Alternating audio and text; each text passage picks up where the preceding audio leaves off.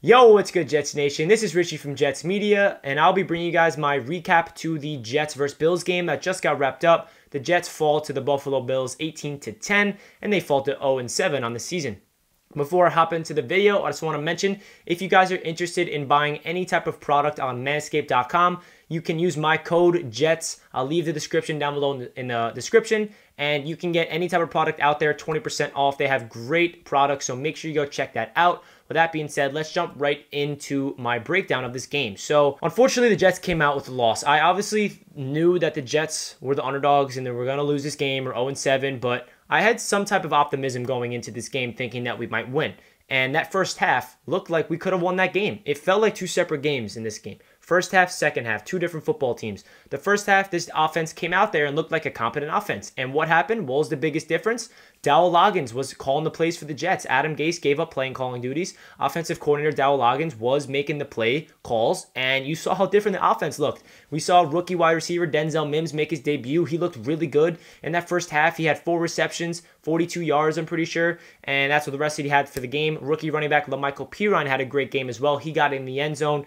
Rookie Mekhi Becton is back. He played a solid game. Definitely not his best game of the season, but he had some plays where he had some penalties and he got beat, but there were other times where he was blowing people up, and you know, it was an overall good game from Mekhi Becton. And a good play from Bryce Huff as well, undrafted rookie. So overall, the rookies played well, but you know, the Jets lost this game and the offense looked bad. But before I get into the individual performances, one thing I will say is this defense played really good. The Buffalo Bills did not find the end zone once.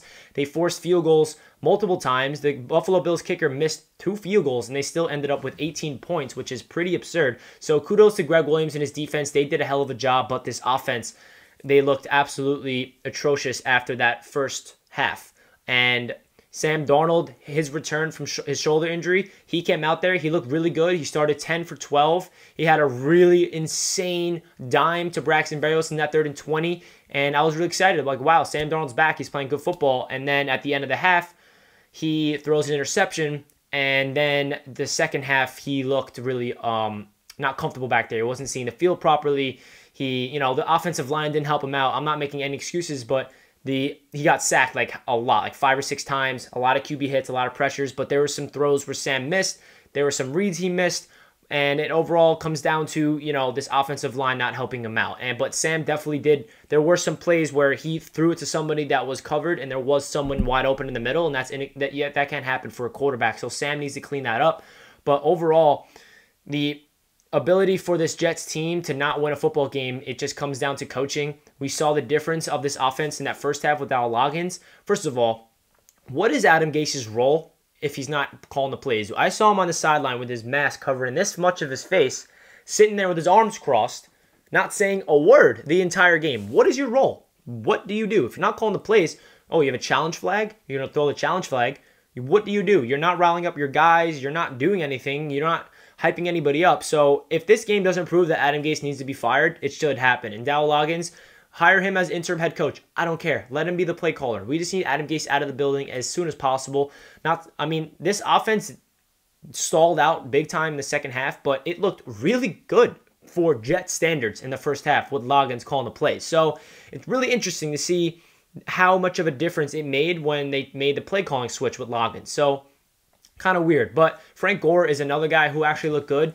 I'm happy they didn't give him every single carry because LaMichael got the ball a lot. So this is my first video in a while. I'm not like, why do you give Frank Gore the ball, not Pirine? They split the carries. Frank Gore was the guy that got the ball first down. He did really well. He would pick up like 8 or 10 yards almost every first down. LaMichael feel like they would always do an outside zone and get him open in space. He's more of a speed guy rather than in between the tackles.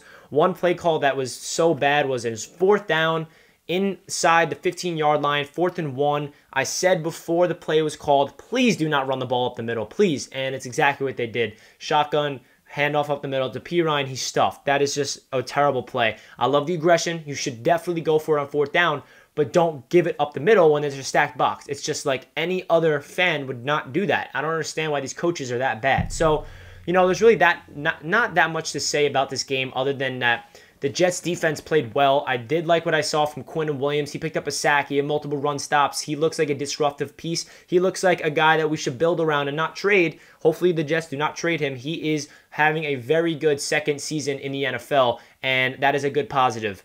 Bryce Huff, undrafted rookie, he looked good. Bless Austin was hitting people hard. Bless Austin had a really good pass deflection in the end zone on Gabriel Davis. So overall, Jets defense looked good. Terrell Basham had a strip sack. Jonathan Franklin Myers picked it up. So, there's not really that much negative things you can say about this defense. It all comes down to the offense. This was a winnable game. The Buffalo Bills were kind of handing us the game. It kind of reminds me of week 1. They were missing field goals. We're giving us good field position. They were way more penalized. The Buffalo Bills had way more penalties than the Jets, which was pretty crazy. But, Sean McDermott adjusted to Dowell Loggins' play style, and they just shut down the Jets offense. Denzel Mims got zeroed out in the second half.